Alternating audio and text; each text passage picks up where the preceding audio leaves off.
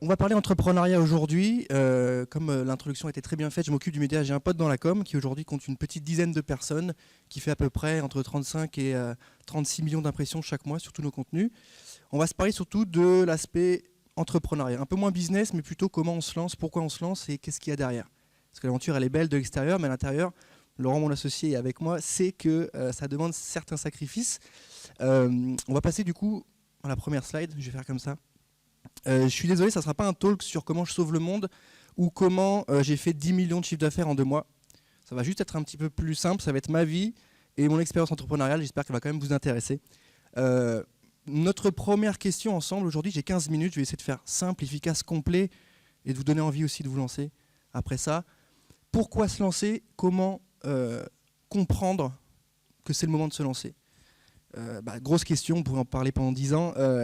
Pourquoi se lancer déjà? Je vais prendre mon cas perso. Il n'y a pas eu un jour où je me suis réveillé et que je me suis dit tiens, je vais lancer ça, je vais faire ce business, je vais être indépendant. Donc, je n'avais pas le pourquoi. J'avais encore moins le comment. Pourquoi me lancer? En fait, c'était plutôt une somme de choses, d'expériences, de rencontres, de stages qui parfois ont été très bons, mais parfois un peu moins. Et pourquoi se lancer? Je me suis posé des questions sur qui est-ce que j'étais, les gens que je côtoyais, est-ce que j'avais envie de leur ressembler, les rencontres en stage, est-ce qu'elles étaient bonnes? Pas forcément. Donc c'était pas une volonté de monter quelque chose, c'est surtout une non-volonté d'être comme les gens que je rencontrais parce que ça m'allait pas. La manière de bosser m'allait pas, les échanges avec les gens m'allaient pas, c'était pas du tout ce à quoi je m'attendais en Master 2 à faire ça. Et sur comment est-ce qu'on sait que c'est le moment? Alors là, j'ai pas de solution miracle, on sait pas en fait. On sait pas. La seule chose que je peux vous dire, c'est quand ça commence à trotter un peu dans votre tête et vous commencez à vous demander tiens, qu'est-ce que je pourrais faire si j'étais pas là? Qu'est-ce que j'aurais fait si j'étais ailleurs? C'est à partir du moment où vous posez plus de questions sur ce qui se serait passé si vous n'étiez pas dans ce stage-là ou dans cette boîte-là que vous commencez à vraiment vous dire tiens, peut-être un truc qui cloche, est-ce qu'il n'y a pas un peu plus sympa à faire ailleurs? Donc il n'y a pas de moment clé, il n'y a pas un jour on se réveille, tiens, je vais monter ma boîte, je sais ce que je vais faire. Non, on apprend à se connaître. Donc moi, le média a été monté avec Laurent quand j'étais étudiant, donc c'était vraiment une période de la vie où on se cherche. On veut être quelqu'un de bien, ok. Ça veut dire quoi quelqu'un de bien? Ça va être notre deuxième slide, ça va être faire des choix et les assumer. Ça va être hyper intéressant de se projeter là-dessus. Savoir faire des choix est une nécessité. Toute ma vie se résume à travers le choix. Le choix de partir à Paris faire ses études, le choix de bosser sur tel sujet, le choix de se lancer ou pas. Toute la vie, c'est une question de choix en fait. Ça paraît très bête, mais c'est ça, au fond du compte, c'est monter sa boîte, c'est cool. Il y a des choses cool, des choses un peu moins cool, mais c'est que des choix. Et la question, c'est pas tant qu'est-ce que je choisis? Parce que quand on choisit, on renonce. On connaît tous cette phrase, évidemment, mais qu'est-ce qu'elle dit derrière? Elle dit que il faut avoir un côté où on assume derrière. Je ne fais pas de sport, pas de souci. Par contre, si j'ai mal au dos à 30 ans, j'assume. Je monte ma boîte, je ne vois pas souvent ma copine, j'assume. C'est des choix. Et ce n'est pas que du positif, ce n'est pas que du négatif, pardon, c'est une somme de choix. J'ai une anecdote à vous livrer sur justement ce sujet du choix qui a été symptomatique de ma vie, enfin de ma jeune vie, parce que j'ai que 27 ans, et de ce qui s'est passé après. J'ai été étudiant en DUT publicité à Nancy et j'avais été pris en 3e année dans une super école que je voulais trop faire, dans une licence 3 que je voulais trop faire, qui était hyper intéressante. Donc j'ai fait le choix de passer les concours, du coup j'ai fait le choix de bosser pendant que les autres sortaient, parce qu'ils étaient à la fac, et j'étais accepté. Alors là mes parents ils étaient très contents. Petite parenthèse, avant j'ai juste fait le choix d'aller en DUT et pas en prépa, donc là les parents n'étaient pas ultra contents non plus. Quand j'étais pris en prépa, ma mère elle a fait « oh là là, il y en a un qui s'en sort ». Donc j'ai fait le choix d'aller en DUT. Ensuite j'ai fait le choix d'aller à Lille. Donc ma mère n'était pas forcément ravie parce que le petit s'en allait. Mais j'étais content. J'ai déménagé, j'ai pris toutes mes affaires. Je suis allé à Lille. Trop bien. Première semaine, j'étais censé être en marketing. Première semaine, j'avais des cours de fiscalité. Deuxième jour, maths financière. Troisième jour, analyse statistique. J'ai fait un DUT publicité. Donc je me suis dit, alors en fait, il se passe quelque chose qui ne va pas du tout. On n'est pas clair là, on n'est pas du tout au clair. Et du coup, je me suis dit, ma mère qui m'écrivait, du coup la première semaine, ça va? Ouais, ça va. C'est pas du tout ce que j'ai envie de faire, mais ça va. Parce qu'on a déménagé, il n'y a pas de souci, on a payé ton appart. Parce que le deal avec les parents, il est très clair. On n'est pas millionnaire, on te paye ton appart. Par contre, ton master, ta licence, c'est pas 10, 11, 12 sur 20. C'est tu l'éclates à 15. Donc là, c'était moyen bien parti pour ça, avec des maths financières. Donc j'ai pris, ça a été le premier choix vraiment que je trouve symptomatique de ce qui se passe dans ma vie aujourd'hui, c'est de dire ok, ça ne va pas le faire. J'aurai peut-être pas mon année, je l'aurai soit en redoublant, soit avec une pauvre moyenne. Du coup, mon master 1, il ne sera pas celui que je veux, et encore moins le master 2. Donc j'ai dit à mes parents, j'ai dit ok, écoutez, videz la chambre parce que je reviens. Il était déjà en Airbnb, hein, donc, et je leur ai dit je reviens. Du coup, j'ai contacté un professeur dans une école de cinéma à Nancy. Je lui ai dit écoutez, voilà, j'ai pris dans telle école, ça me plaît pas, c'est pas ce que je suis au fond de moi. Moi, j'ose espérer que je suis quelqu'un de créatif. J'espère, c'est pas ce que je vais faire les maths financières. Donc je lui ai envoyé un mail, il m'a répondu. Une semaine après, j'étais pris dans la licence 3 audiovisuelle. Et à partir de là, ça a roulé. J'aimais ce que je faisais. Master 1, celui que je voulais, je l'ai eu. Et Master 2, j'ai terminé à Dauphine, c'est ce que je voulais depuis le post-bac. Donc faire des choix, c'est extrêmement important dans la mesure où il faut les assumer. Parce que j'aurais pu dire, je reste à Lille, je fais le choix de rester à Lille. Mais derrière, qu'est-ce qui se serait passé? Est-ce que j'aurais été heureux d'arriver avec une pauvre licence, avec une pauvre moyenne? Mes parents qui m'ont dit, mais en fait, tu as fait ton école, qu'est-ce qui ne va pas? Donc, la notion du choix, elle est importante. Et cette anecdote, elle illustre un peu ce qu'on fait aujourd'hui sur le site. Les choix des gens avec qui on travaille, le choix de bosser tard le soir, le choix de voir un peu moins ses collègues ou ses amis. Et en même temps, c'est ultra positif parce qu'on se réveille avec un vrai but et on se réveille avec une volonté de faire quelque chose. Ça va être ma slide d'après. Voilà, comment l'entrepreneuriat change ma vie au quotidien. Il y a plusieurs choses.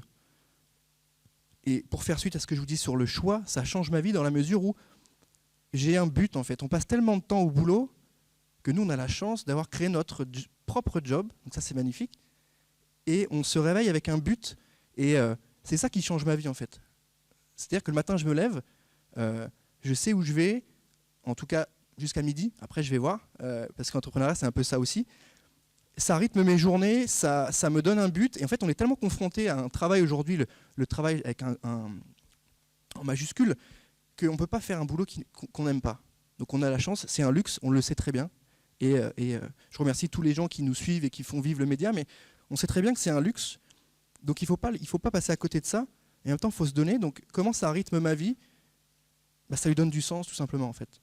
Ça lui donne du sens parce que je sais où je veux aller, je suis confronté à des problématiques, ouais c'est des choix, ouais je vois moins les gens, mais en même temps je fais le choix de faire d'autres choses, et encore une fois il faut les assumer après. Donc je refais une petite anecdote sur le sujet du bac en philosophie. J'ai fait un bac littéraire en philo, et encore une fois c'était assez symptomatique de ce qui se passe aujourd'hui.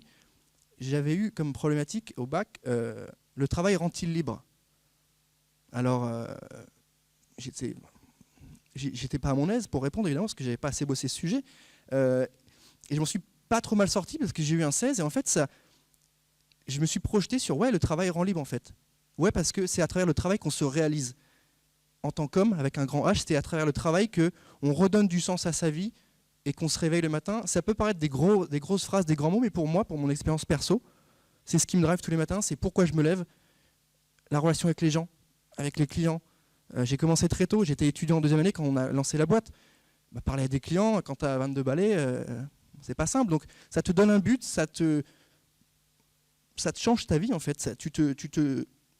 Tu as un rôle et tu te sens important, et surtout tu te donnes du sens, et le matin c'est hyper important dans la mesure où à côté de toi il y a des gens qui bossent avec toi, et ça c'est le plus important. Je vais revenir dessus juste après. C'est comment on partage sa passion, comment on amène les gens avec nous, parce que nous on se fait un job sur mesure, comme je disais, c'est cool, notre vie elle est cool, c'est du taf, très bien, mais on se fait un peu notre vie sur mesure. Les gens qui bossent avec nous, c'est pas leur projet, donc il faut réussir à les accompagner, il faut réussir à les mettre dedans. Moi me lever tôt et bosser tard avec Laurent, c'est pas un souci, c'est notre boîte. Par contre, comment on transmet ce message-là? Comment les gens qu'on rencontre, nos partenaires, les gens avec qui on bosse, comment on leur transmet ça? Ça va être mon 4e point. Yes. Comment faire pour partager son état d'esprit? Là, c'est très simple en fait. Vous êtes le meilleur ambassadeur de votre projet. Donc là, je parle sans doute à des étudiants, à des actifs, à des seniors. Je ne sais pas exactement qui compose ce public, mais comprenez peut-être une chose, si je peux essayer de donner un conseil de manière très très humble. Encore une fois, j'ai que 27 ans. la transmission de la passion, c'est hyper important parce qu'on est les meilleurs ambassadeurs de ce en quoi on croit. Si on se réveille et qu'on n'arrive pas à transmettre notre projet, personne ne va y croire à notre place en fait. Si votre idée, votre concept, vous n'arrivez pas à le pitcher, vous n'arrivez pas à le mettre du sens, personne ne va se dire « Ah, trop bien, j'y crois à fond ». Si toi-même, tu n'y crois pas en fait. Ça peut paraître très bête encore une fois, mais vous êtes les porte-étendards de vos projets, de vos passions, de vos sujets, donc transmettez ça. Et ça passe par les rencontres. Donc Let's Meet Again, ça fait sens de s'en parler aujourd'hui, c'est les rencontres, c'est comment on arrive à échanger avec des gens, transmettre quelque chose et se dire cette personne-là est une bonne personne. Et ça revient sur ce que je vous disais juste avant, sur les choix. Je pense que personne se lève et se dit je suis une mauvaise personne. D'accord ? Mais la personne qui se dit, mais c'est ce que je me dis, je pense que je suis une bonne personne, mais c'est pas suffisant. Il faut que je le fasse dans les faits, il faut que j'assume d'avoir fait le choix de dire officiellement je suis une bonne personne. Donc je suis agréable, je donne des conseils, j'écoute, je vois des gens sans que ça soit intéressé, je prends des risques, j'en prends pour les autres, pour des amis que je considère. Donc il y a ça aussi, cette volonté de transmettre, d'avoir une sorte d'aura autour de soi. Et vous savez très bien, je ne vais pas parler de philosophie ou de chakra, mais quand on renvoie des choses positives, la vie elle est assez bien faite parce qu'en vrai il se passe des belles choses. Et quand on est dans le noir avec Laurent, des fois il y a des semaines où c'est très très dur, et qu'on se remet un peu la tête à l'endroit et qu'on se dit ok ça va le faire, on n'est pas dans le rouge, on se remet sur nos sujets et on retransmet, c'est exactement cette question, on retransmet à l'équipe avec qui on bosse une motivation. Pareil pour nos clients, pareil pour nos partenaires, ils sentent qu'il se passe quelque chose de positif. Donc cette transmission-là, elle passe aussi par la rencontre. Donc je trouvais ça assez intéressant de faire le lien avec ce thème global, ce pourquoi on est réunis aujourd'hui pour ce TEDx. Et mon 5e point, c'est sans doute le plus important qui va résumer tout ce que je viens de vous dire, sans être trop boring et sans non plus donner trop de leçons. Le but, c'est pas d'être incisif sur les conseils, simplement d'essayer de partager. Je ne suis pas dogmatique, c'est simplement voilà notre vision, voilà ce qu'on essaie de faire. Prenez votre vie en main, ça paraît être très simple. J'ai eu beaucoup de chance, effectivement. Mes parents ils m'ont toujours payé mon appart quand j'ai fait mes études à Paris ou à Lille. Bon, je vous rappelle le deal, hein, qui est d'avoir une bonne moyenne, sinon je repartais vite. Mais on a eu de la chance. Par ailleurs, on a su provoquer la chance sur d'autres sujets. On a su faire des choix qui ont été les bons, parfois les mauvais, mais comme je dis, il faut les assumer. Et du coup, prenez votre vie en main, c'est décider de qui vous avez envie d'être, où est-ce que vous voulez aller et comment vous le faites. Si je n'avais pas fait ce choix-là de me barrer de mon master, de ma licence 3, je ne serais peut-être pas là. Si j'avais fait le choix d'aller en prépa, j'aurais eu peut-être un pauvre 10, 11 de moyenne.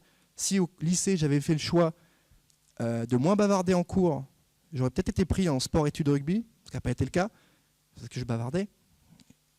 Donc voilà, c'est qu'une question de choix et de prendre un petit peu, de se dire quand est-ce que je prends ma vie en main, sans se prendre pour des cadors ou des seniors, juste de se dire, voilà, maintenant c'est moi qui décide. Je décide que ce sujet-là, je vais le bosser pour mon partiel. Je décide que telle typologie de client, c'est eux que je veux travailler, donc il faut que je connaisse le marché là, il faut que je le bosse. Et surtout, et je termine là-dessus, prenez votre vie en main, c'est aussi rencontrer des personnes. Définissez un peu ce que vous avez envie de faire, de voir et qui vous avez envie de rencontrer. Et dans le cadre de ce TEDx Let's Meet Again, je terminerai là-dessus. Les premières rencontres sont hyper importantes et paradoxalement, ce n'est pas forcément les meilleures. Elles sont souvent synonymes de retenue. On n'est pas hyper à l'aise, on ne se livre pas, on n'est pas la même personne qu'on pourrait être avec nos amis ou lors d'une deuxième entrevue. Donc la deuxième, je la trouve toujours plus sincère, plus authentique. Donc on s'est vu une fois ce soir, très bien, parfait. Moi, je serais heureux de vous revoir une deuxième fois pour qu'elle soit encore plus authentique et plus sincère. Donc, let's meet again.